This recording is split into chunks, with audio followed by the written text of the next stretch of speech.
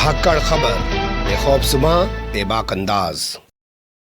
धाकड़ खबर के news room से मैं आपके साथ हूं अकरम रईस खान। उत्तर प्रदेश के सहारनपुर जिले का देवबंद कस्बा एक बार फिर से चर्चाओं में आ गया है और यह कहना कुछ गलत ना होगा कि अखबारों की और न्यूज चैनल्स की सुर्खियों में, हेडलाइंस में छा गया है, क्योंकि यूपी एटीएस ने, जी हां ध्यान से सुनिए, वही संस्था, वही एजेंसी जो टेररिज्म के खिलाफ काम करती है, आतंकवाद के खिलाफ काम करती है, दहशतगर्दी के खिलाफ काम करती है, उसने छापेमारी करके यहां से 3 छात्रों को अपनी हिरासत में ले लिया है, 3 तालिबे इल्म को अपनी हिरासत में ले लिया है। दावा किया जा रहा है, मीडिया में सूत्रों के हवाले से दावा किया जा रहा है कि उनसे पूछताछ के बाद कई बड़े राज खुल सकते हैं। आतंकवाद से जुड़े हुए मामलों के न जाने क्या क्या बातें की जा रही हैं। लेकिन जैसे ही ये छापेमारी की खबर हमारी नजर के सामने गुजरी तो हमें लगा कि इस खबर से आपको रूबरू तो कराएं ही, साथ ही खबर के सामने आने के बाद जो सवाल खड़े हो रहे हैं उनसे भी आपको अवगत कराना बेहतर होगा, क्योंकि टाइमिंग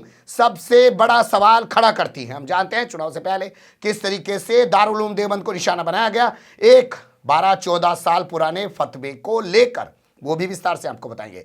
और ये भी आपको बताएंगे कि जब चुनाव की शुरुआत हुई थी तो उस वक्त भी यूपी एटीएस काफ़ी एक्टिव हो गई थी। उसने कहीं से रोहिंग्यास पकड़े थे और कहीं से बांग्लादेशी पकड़े थे और कहीं से मौलाना उमर गौतम और बाद में मौलाना कलीम सिद्दी तक वो मामला गया था और एक आईएएस पर भी तलवार लटक गई थी, इफ्तिखारुद्दीन उनका नाम था। ये तमाम चीज़ें विस्तार से आपके सामने बाद में रखेंगे। फिलहाल ताज़ा घटनाक्रम जो देवबंद से सामने आया उस पर नजर डाल लेते हैं।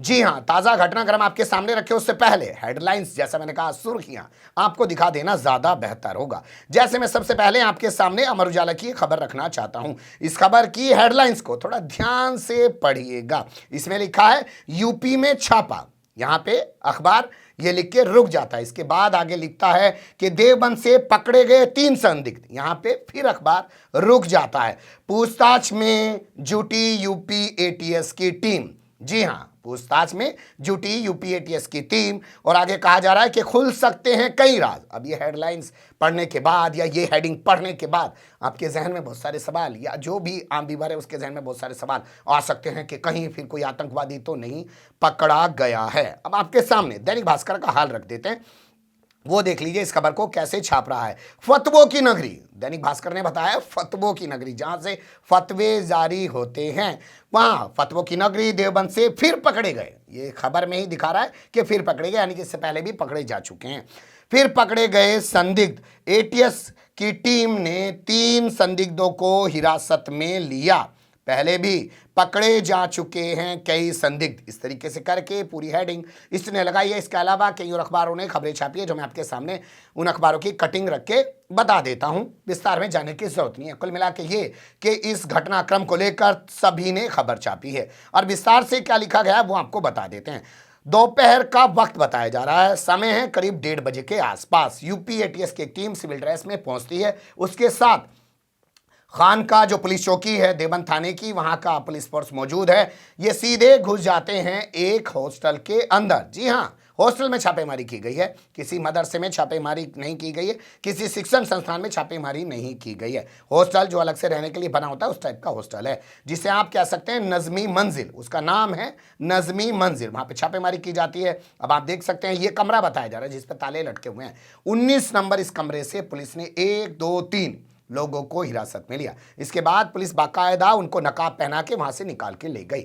यूपीएस के किसी भी अधिकारी ने इस बाबत कोई जानकारी मीडिया वालों को नहीं दी।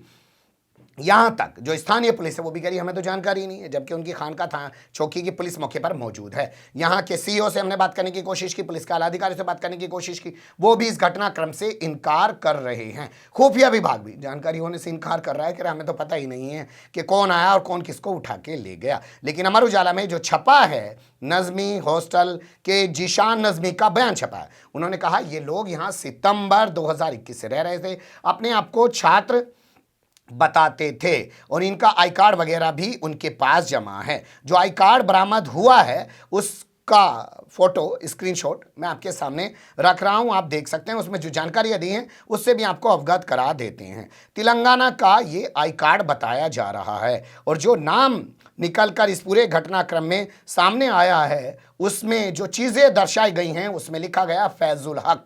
जी हाँ, फैजुल हक नाम इसमें दिया गया है और तेलंगाना इसमें डिस्ट्रिक्ट स्टेट लिखा हुआ है। और इसी तरीके से सुलेमान नगर एक इलाका, यहाँ पे गांव लिखा गया है और अत्तपुर लिखा गया है, रंगारेड्डी लिखा गया है, यानी कि रंगारेड्डी डिस्ट्रिक्ट है, तेलंगाना स्टेट हो गया।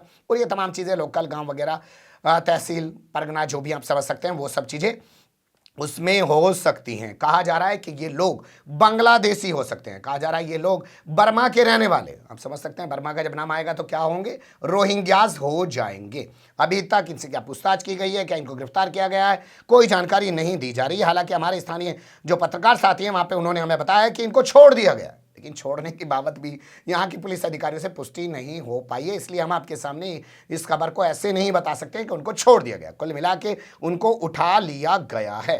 अब टाइमिंग पर जो सवाल खड़े हो रहे हैं उनसे आपको रूबरू करा देते हैं। देखिए, टाइमिंग पे सवाल ये है कि चुनाव जीतने के बाद आदित्यनाथ योगी के दोबारा मुख्यमंत्री बनने के बाद, हालांकि उन्होंने अभी शपथ नहीं ली है, पहली छापेमारी देवबंद के अंदर ये की गई है। देवबंद में सिर्फ दारुल उलूम देवबंद के नाम से ही पूरे देवबंद को जाना जाता है। इसके अलावा यहाँ पर सच्चाई है कि बहुत सारे और भी मदरसे हैं, वो भी अपने तरीके से काम करते हैं। तो ये पहली कार्रवाई है यूपी एटीएस की। आपने देखा होगा चुनाव के दौरान आदित्यनाथ योगी ने कहा कि हमने यहाँ पे यूपी एटीएस का एक स्थानीय हेडक्वार्टर बना दिया है, अब यहाँ पर आतंकवाद को पनपने नहीं दिया जाएगा, वो उन्होंने कहा था। और छापेमारी हो रही है। उससे पहले जब आप जाएंगे तो चुनाव के दौरान की खबर आपके सामने आएगी, जो मैं भी आपके सामने रख रहा हूं कि यहां जो फतवा जारी किया गया था 12-14 साल पहले बच्चे को गोद लेने के मामले का, उसको लेकर बवाल मचाया गया।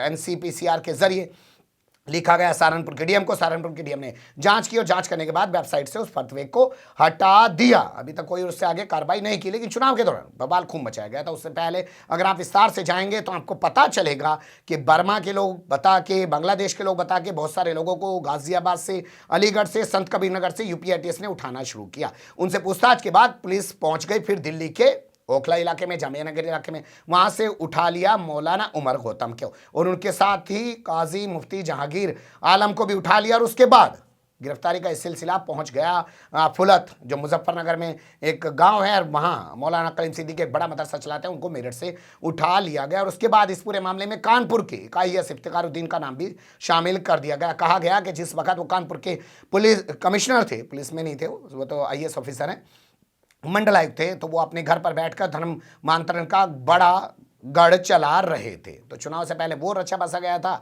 अब ये चीज़ सामने आई है। अब इस बारे में कुछ क्लियर नहीं हो पाया कि क्या इनकी गिरफ्तारी हुई है, इन पर क्या आरोप हैं, क्या इनके खिलाफ एक्शन लिया गया है। लेकिन बड़ी खबर यह है कि इनको उठा लिया गया है। इसी पर सुर्खियां बन रही हैं, हेडलाइंस बन रही हैं। हमने भी आपके सामने जानकारी रख दी।